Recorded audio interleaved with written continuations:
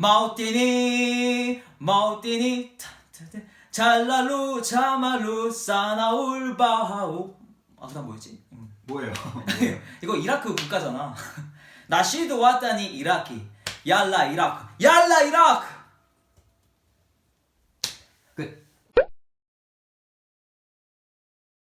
العراق تسمى جمهورية العراق. عاصمة العراق بغداد. العراق تعتبر محضر حضارة حديث الحضارة من أقدم الحضارات في التاريخ البشري.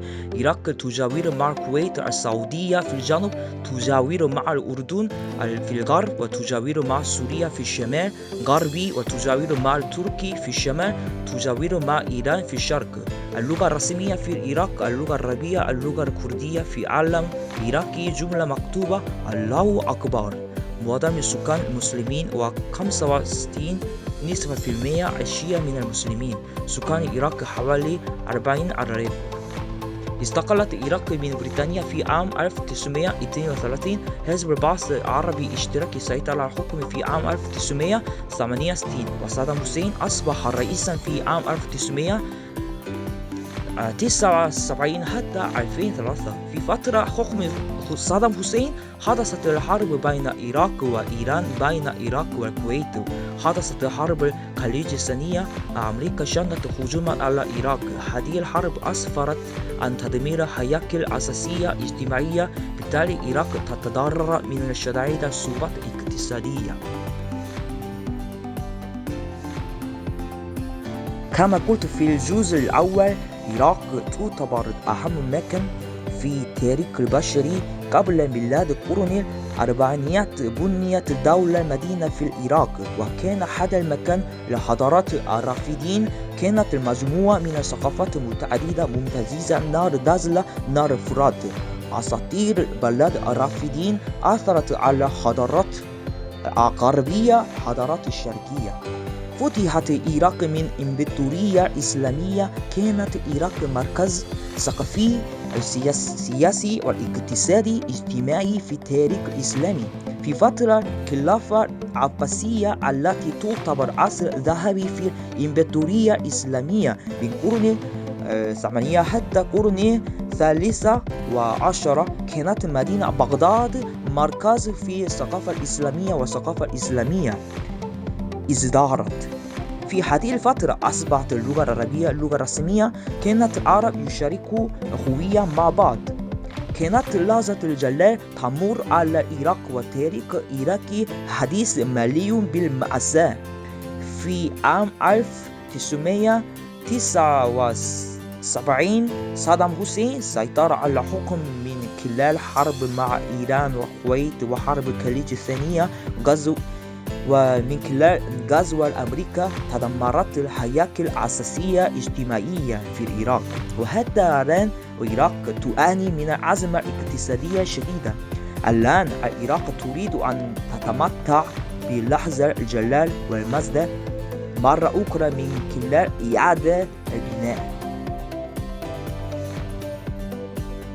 العراق جزء لا يتجزأ من التاريخ الإسلامي.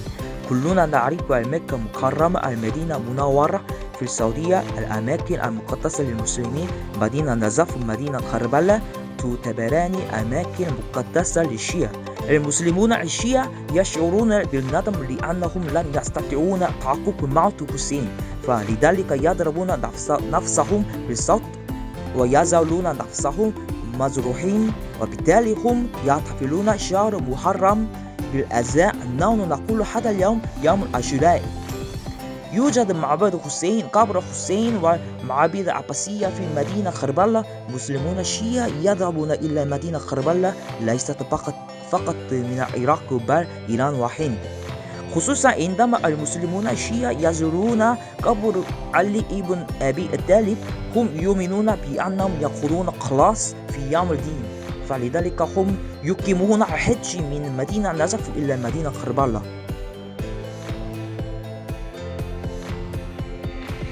الأغاني العراقية مشهورة جدا في العرب، فأنا أريد أن أقدم 3 مطربات لكم.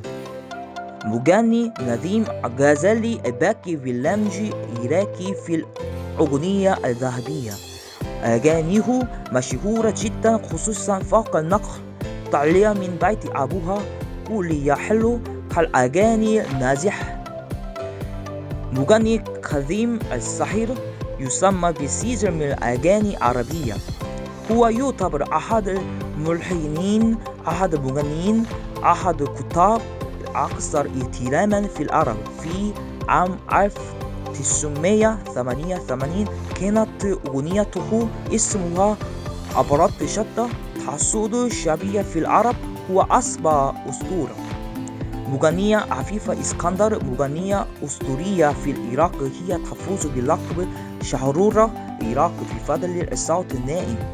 أغانيها انتشرت انتشارا ساحقا إلى كل أنحاء العرب، خصوصا بأيونيكا عتاب هذه الأغنية تعجبنا. أنا عايز أتكلم عن فيلم عراقي الليلة. هذا الفيلم يمثل الحياة مرهقة عن المرأة العراقية التي تعاني من العنف بين الحرب الأهلية والصراع الطائفي. هذا الفيلم يعرض على الجماهير بالاعتماد على القصة الحقيقية التي تحول المرأة إلى حب الأبوة النزيفة في محطة القطار من بغداد. المخرج يقول من خلال هذا الفيلم إن أنا أعبر عن العمل الذي تريد العراق في الحرب التي تدمر العراق.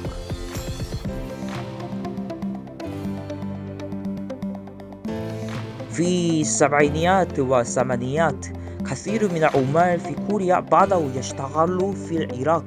فتحت العلاقة الدبلوماسية بين العراق وكوريا في 1989 بشكل رسمي. كوريا تتعاون مع العراق في المجال الاقتصادي، خصوصا كوريا تستورد النفط من العراق تصدر سيارات إلى العراق. أمريكا شنت هجوما على العراق. حدثت مشاكل إرهاب من داعش فيها حالة العراق تكون غير مستقرة، فلذلك من 2007 حتى الآن لا يمكن الدخول إليها بدون سماح حكومي. على الرغم من هذه الظروف العراق تستعد لإعادة البناء.